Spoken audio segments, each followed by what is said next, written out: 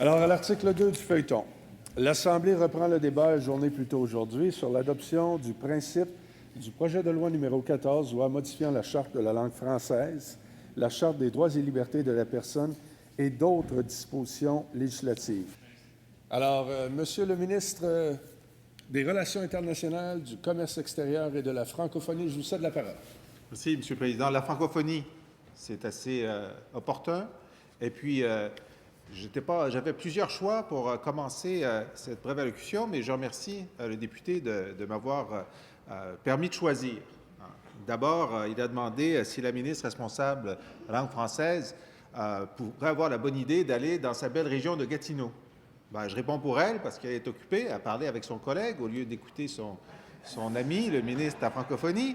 Alors, je réponds pour la ministre qu'elle est allée dans la belle région de Gatineau, dans sa tournée de préparation du projet de loi 14.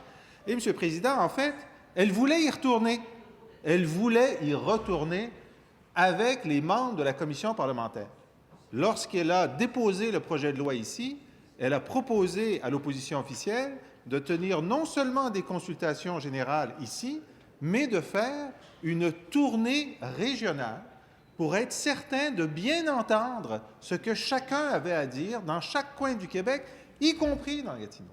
Alors, j'inviterai le député à loger sa plainte auprès de son leader parlementaire qui n'a pas été aussi ouvert d'esprit, aussi à l'écoute que l'a été la ministre responsable de la langue française dans ce débat. Et s'il a besoin d'aide la prochaine fois, nous sommes prêts à lui prêter main forte dans les deux langues.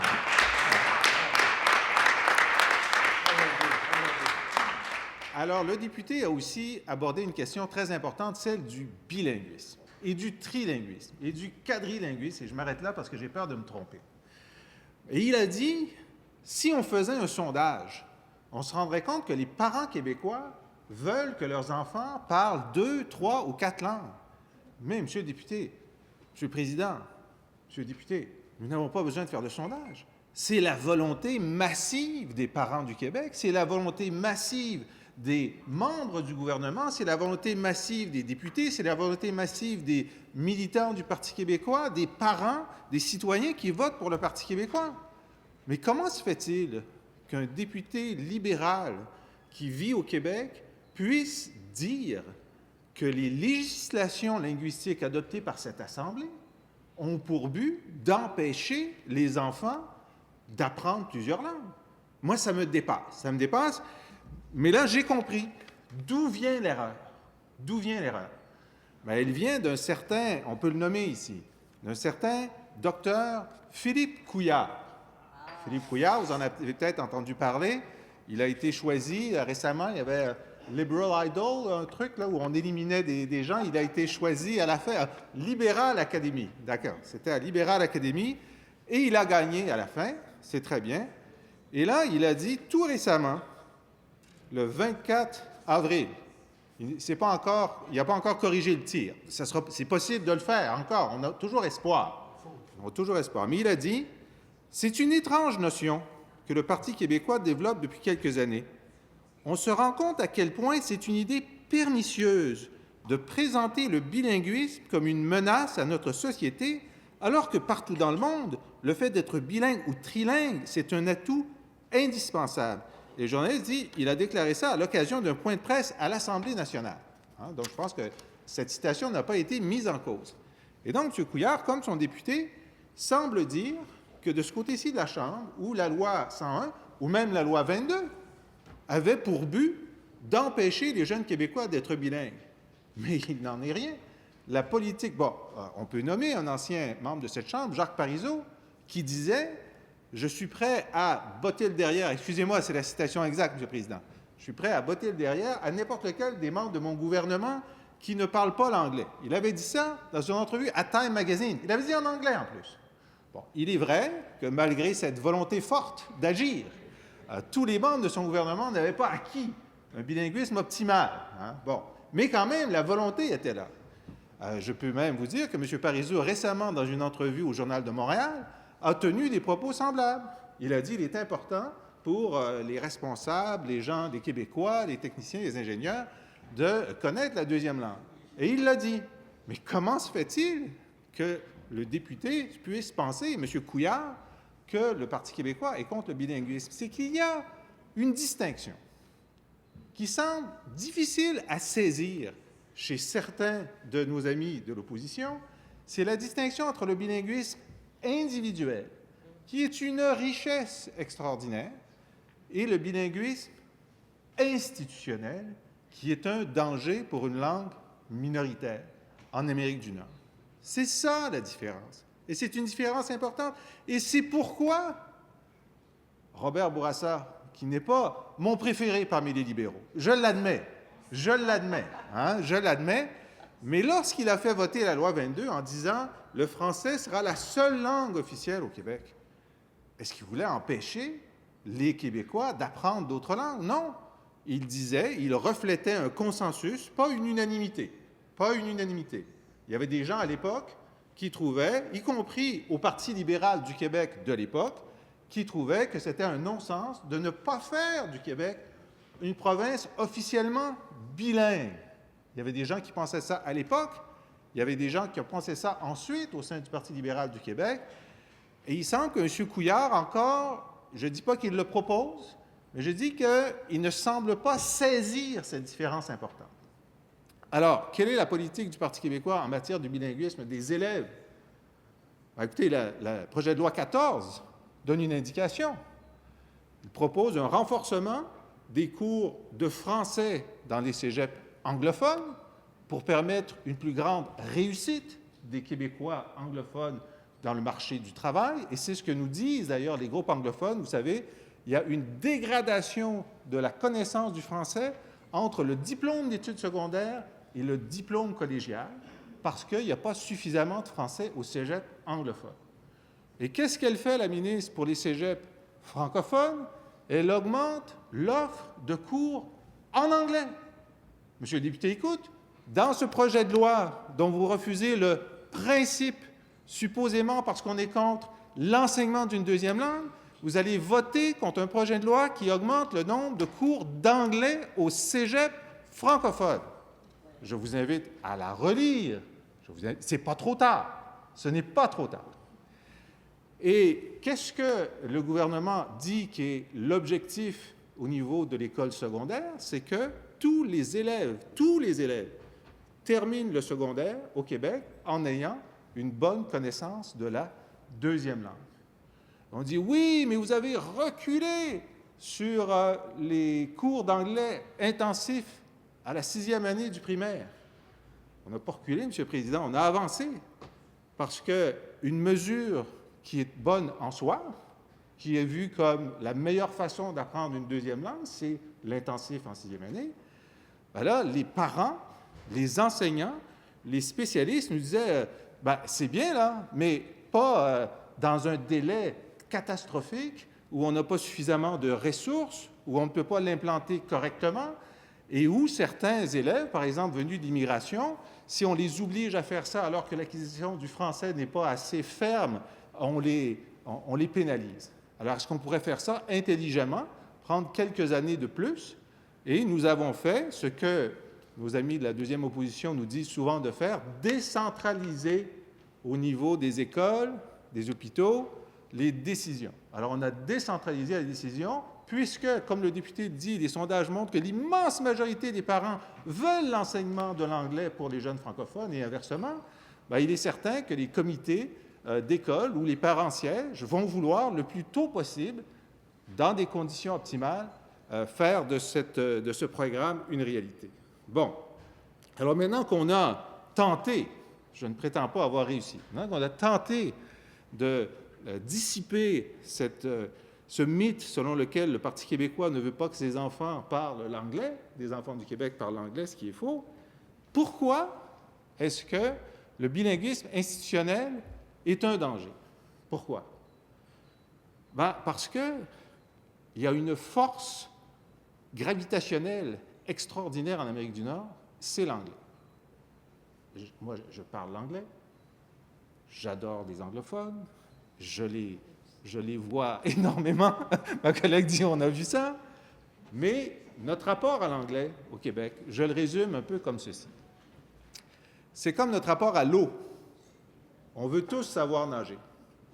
On veut que nos enfants soient tous d'excellents nageurs, mais on ne veut pas être poussés dans la piscine.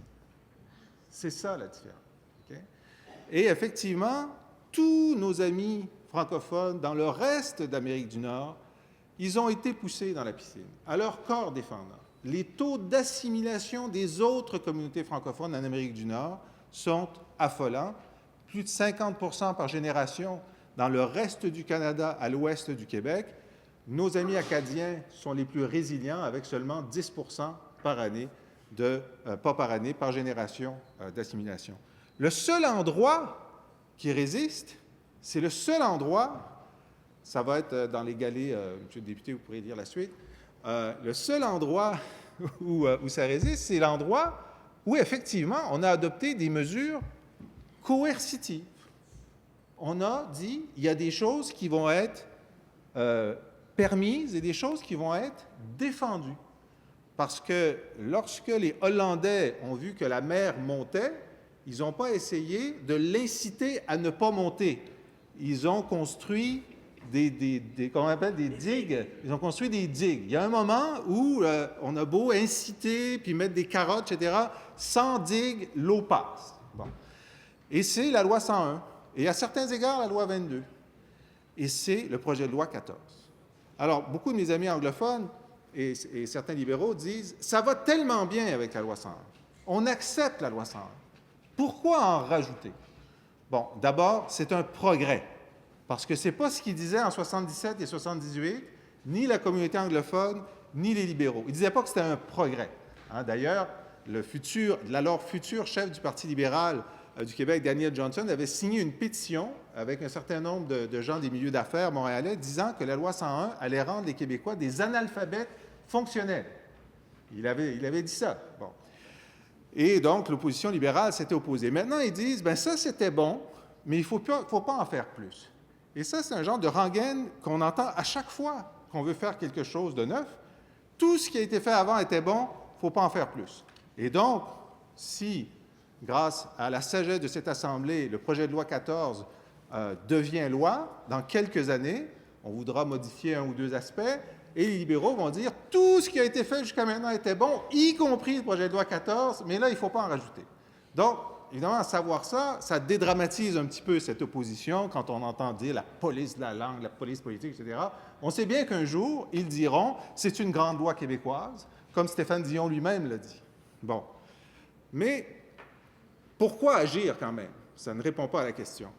Bien parce que il est vrai que grâce à la loi 101, des progrès considérables ont été faits.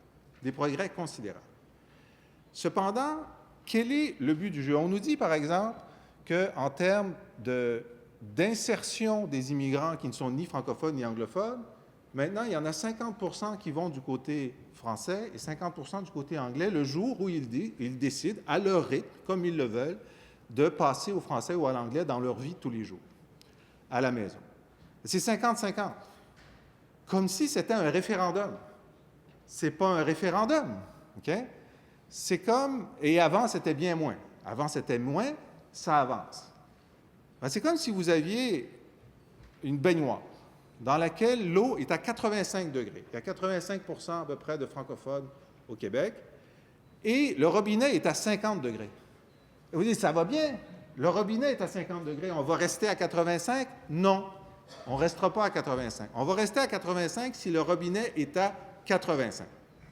Donc, l'objectif de notre politique linguistique, si on veut maintenir notre équilibre, ce serait qu'il y ait à peu près 85 % des nouveaux arrivants qui passent au français et à peu près 15 % qui passent à l'anglais. On est loin de ça.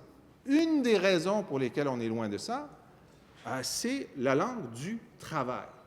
Alors, les chiffres récents du Conseil de la langue française nous ont indiqué qu'à l'intérieur des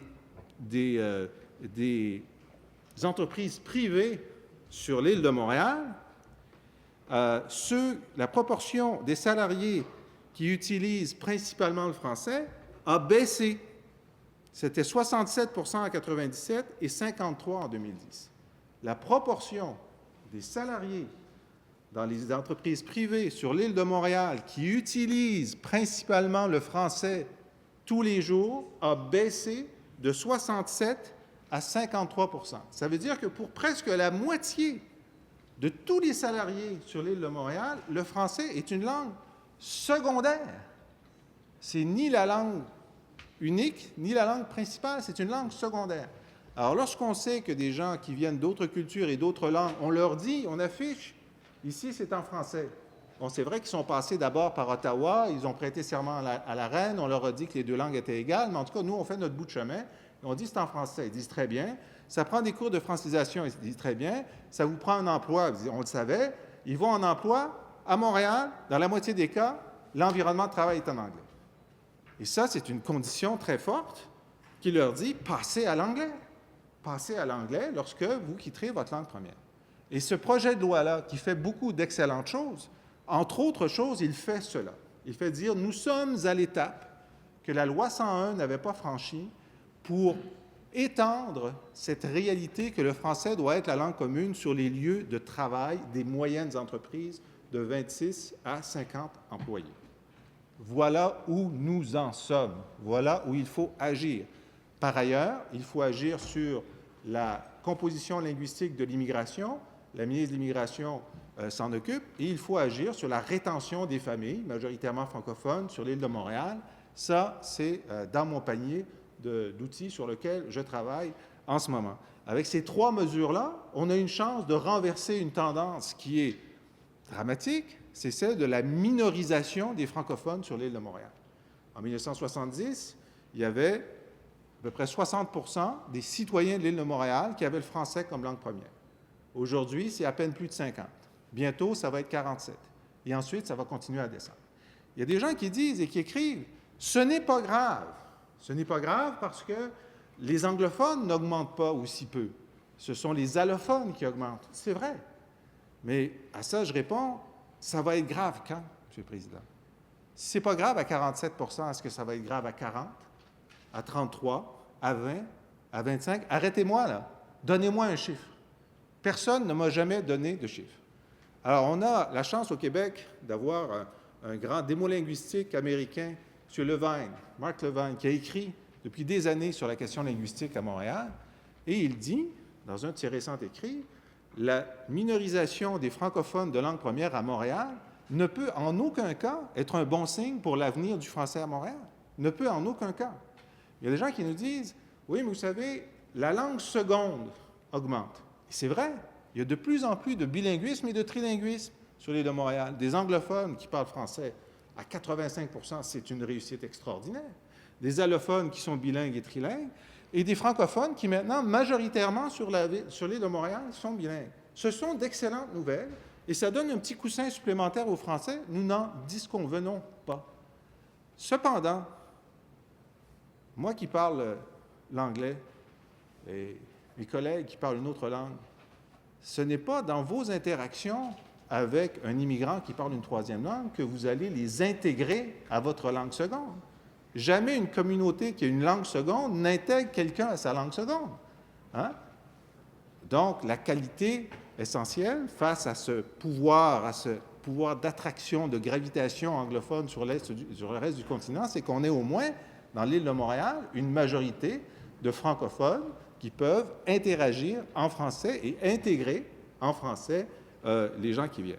Alors, donc, ce projet de loi, ce qu'il fait, entre autres, sur la question de la langue de travail, c'est étendre cette action de donner un cadre qui appelle vers le français dans les entreprises de 26 à 50 employés, qui donne pour la première fois une certaine indication supplémentaire aux entreprises jusqu'à 26 employés, et qui dit à 10 % des grandes entreprises qui sont sous la juridiction du gouvernement fédéral, parce que ce sont des banques ou autres, de dire, écoutez, nous ne sommes malheureusement pas souverains pour l'instant.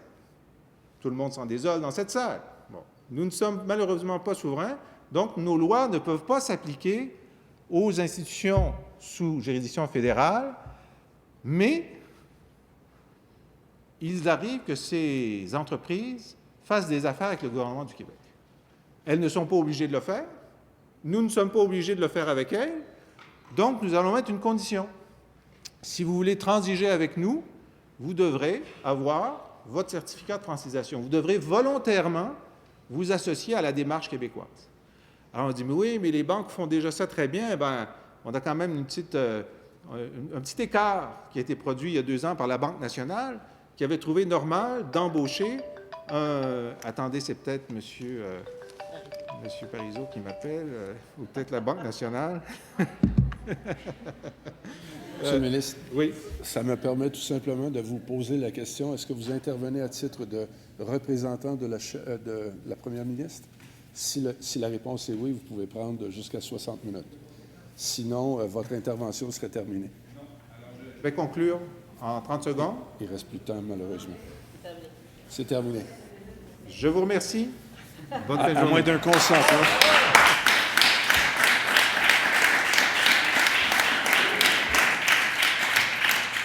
Alors, merci à vous, Monsieur le ministre.